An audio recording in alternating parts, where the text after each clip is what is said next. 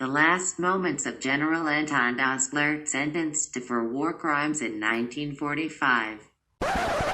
Sentenced to 10 hours of belly rubs for war crimes. It meant to read sentenced to be shot for war crimes, but I admit, your version was better. Who's a bad boy? Who's a bad boy? Video of his formal military firing squad. NSFW obviously. What is with that smoke coming from his body? First I assumed it's just the post that gets hit, but when he leans forward there is also smoke coming from his body, which kinda leads me to believe it's not just particles from the post or dust on it. Did they use explosive ammunition for the execution? He was executed on December 1st. That smoke is just condensed water from his blood. Just like you can see your breath when it is cold. It's winter, probably heat evaporating out of the body through the newly acquired vent holes. The execution was carried out on 1st of December, so I assume it was quite cold. The wound shots would have exposed blood and flesh, which I believe it was what caused not smoke but condensation. Bullets are really hot, like 400 plus degrees at that distance. My guess would be that 10 bullets in a small group caused the flesh or clothes to smoke. I'm really not sure though. I had a piece of a nail go down my shirt when I was drilling out a 3-inch hole, and there was smoke with that. So it seems possible. Normal effect of shooting someone IIRC.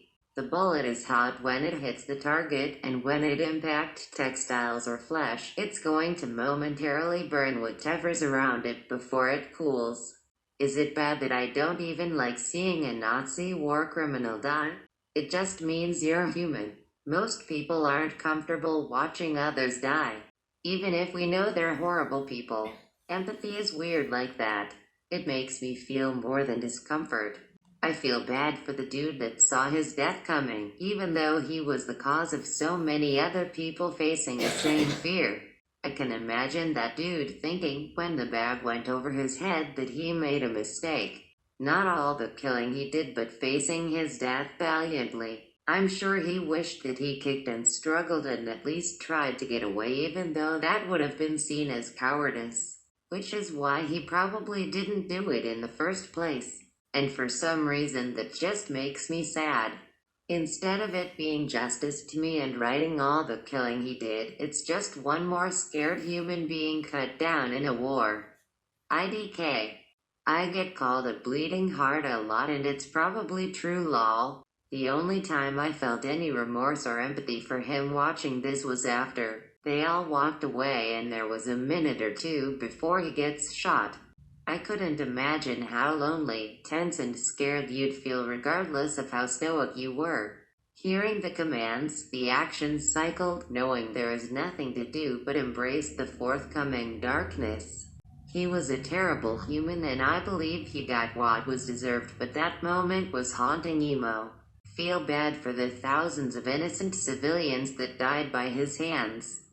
They never got the ceremony of a firing squad either. And they sure as shit didn't get a funeral.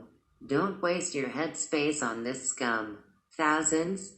Wikipedia article states that his crime was ordering the execution of 15 American POWs in accordance with the commando order and, notably, overriding the objections of his junior officers. It makes sense that the Americans would go for the death penalty, since the guy went above and beyond to enforce Nazi orders. But it seems out of line to pretend he was a worse war criminal than he was. Really interesting read, but I'm wondering why they chose to execute him first. He seemed to be just a dude along the chain of commands, and I'm sure 15 kills is not the most someone had on POWs. The post-World War II international war crimes trials were the first of their kind and really quite disorganized. While many rightful war criminals were executed, there were tons of legal inconsistencies and making up of legal standards along the way. Some very high-ranking officers who were linked to war crimes received light prison sentences. Others who forbade and actively attempted to prevent the perpetration of crimes were sentenced to death. Everything was rushed as there was a sense of urgency to punish someone for the horrific events that had just unfolded. All in all, the post-war trials are a very complex issue that is still a relevant topic of discussion and historical debate. Of particular note, though, is that there was virtually no attempt to hold anyone in Allies accountable for the numerous crimes committed among them. I don't know if anyone here listens to the podcast Behind the Bastards, but there's a recent episode about this very issue and the man that would become America's hangman. A lot about how no one was sure what to do about all the Nazi war criminals. Very interesting listen and funny.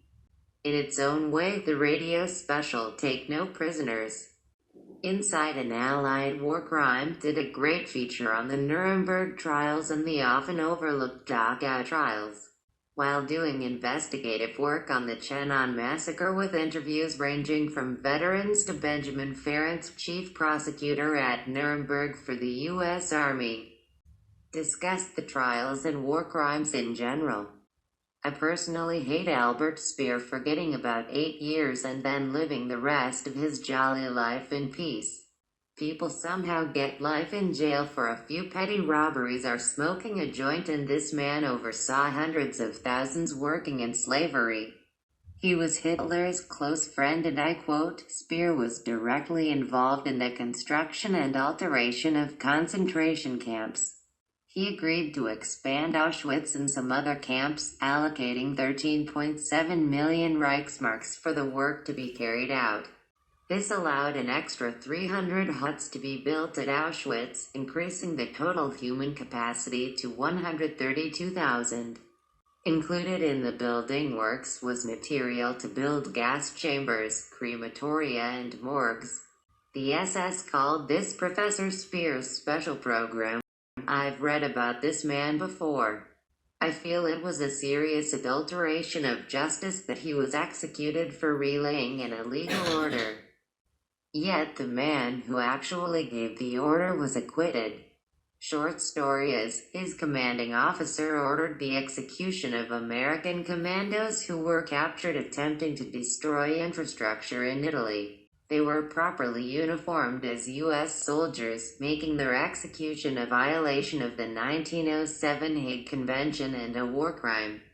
Anton relayed the order that was given. His commanding officer, Albert Kesselring, was tried for multiple war crimes after the war and served a commuted sentence, eventually dying at a ripe age in 1960. Very interesting picture. It appears they removed his breast eagle and cap eagle. And the chaplain to the right is ready to read the words of God to a dead man. In Denmark, one of the first Nazi collaborators that was executed in the early days of the liberation had his last words read to him by his own father. Nobody except the priest himself knew about their relation until he stepped up and started speaking to his son. Not super relevant to your post, but the context made me remember that story. Interesting. Do you know his name or where I could read more? Flemming Helweg Larsen was the traitor, and the father's name was Pavel Helweg Larsen. Turns out they all knew that they were related, which makes it worse. Misremembered that. Killing people is all fun and games until it's your turn to be killed. What's actually interesting in this is that Dostler was executed by firing squad, which means the Allies recognized him as a military man convicted of war crimes, unlike other Nazis who were hung because they were considered criminals. Edit. Göring made the same appeal at his trial. He should be executed by firing squad because he was commander and never shot anyone. His request was denied.